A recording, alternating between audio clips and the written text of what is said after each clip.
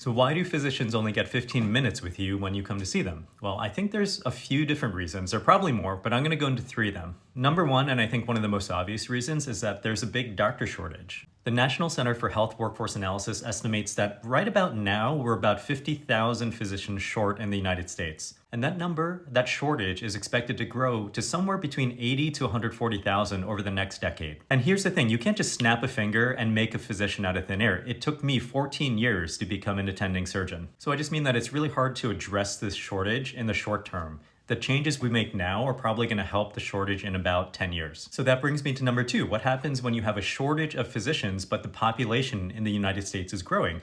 Then you have a lot of patients per physician. The average primary care physician in this country has a panel or has to take care of about 2,300 people. Obviously not all at once, but over the course of a year, that's their patient population. Already in this nation, about a third of the country lives in a healthcare shortage area, which means that it's difficult for them to access primary care. So you can expect that to get worse. And number three, of course, it comes down to money. Medicare reimbursement rates have gone down by 29% since 2001 when you index it to inflation.